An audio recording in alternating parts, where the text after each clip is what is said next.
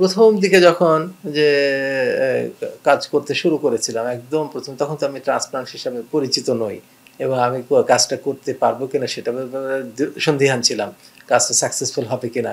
তখন তো আমাদের বাধ্য হয়েই করতে হবে যে কম রুগীরা কেন আসবে, আমরা এই ধরনের সাপোর্ট দিয়ে ইভেন ওষুধ পর্যন্ত দিয়ে কাজ করতে হয়েছে। তারপরে একটা স্টেজ আসে 100 ট্রান্সপ্লান্ট হয়ে গেছে, আমাদের রেজাল্ট বেশ ভালো, তখন অনেক রুগী এমনি এমনি আসা শুরু করলো। এই ঈদে জামা জুতো অ্যাক্সেসরিজের ডিসকাউন্ট।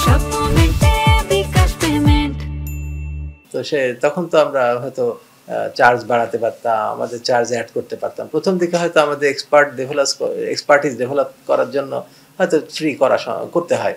তার পরবর্তীতে আমাদের এক্সপার্টিস ডেভেলপ হয়ে গেছে, এখন বাড়ানো সম্ভব। এখন প্রায় 60-70 জন কিউতে বসে থাকে, 2-3 মাস ডায়ালাইসিস করার পর ট্রান্সপ্লান্ট করার সুযোগ পায়। এখন কিন্তু এই আমরা 2,10,000 কি 15,000 টাকা নিচ্ছি, এটা কিন্তু ইজিলি আমি 5 লাখ করলেও কিন্তু করা সম্ভব। 5 লাখ বিদেশে পার্শ্ববর্তী দেশে হয়তো 15-20 লক্ষ টাকা লাগছে, সেখানে আমাদের এখানে 5-6 লাখ টাকা কোনো ব্যাপারই না আমার কাছে মনে হয়। কিন্তু আমার ইচ্ছা করে না, কারণ কি এই যে গ্রুপ অফ পেশেন্টস এই সার্ভিসটা নেয়, বিশেষ করে ট্রান্সপ্লান্ট সার্জারিটা নেয়, তারা কিন্তু অত্যন্ত গরিব থাকে, জমি জাতি বিক্রি করে আসে, অত্যন্ত গরিব। মানে কি ধরনের গরিব যে অপারেশনের পরে ওষুধটা কিনতে পারছে না, ওষুধ কিনতে না পেরে, না খেতে পেরে অনেকেই মানে কিডনিটা নষ্ট হয়ে যাচ্ছে।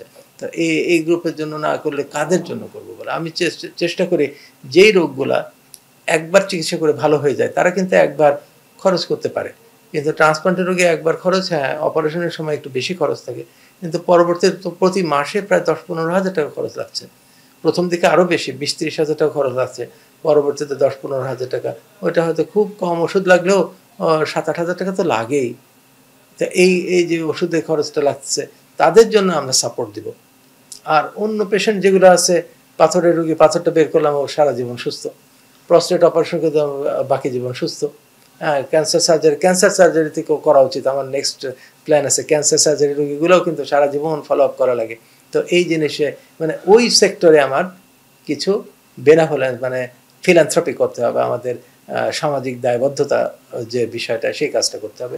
এই গ্রুপ অফ পেশেন্ট কিছু সার্ভিস দিবে, সেই দিক থেকে আমি এখন ট্রান্সপ্লান্ট করতে গেলে ধরেন অনেক গ্রুপ অফ ডক্টরস লাগে, তো তাদের তো কিছু দিতে হয়, সেখানে যদি আমিও কিছু চার্জ রাখি তাহলে তো পরিমাণটা বেড়ে যায়। সেই জন্য আমার চার্জটাকে শুধু মাইনাস করা, অন্যদের চার্জ তাদেরও অনেক কম চার্জ দেওয়া হয়, অনেক কম চার্জ দেওয়া হয়, তো সেটাও কিছুটা রাখা হয়।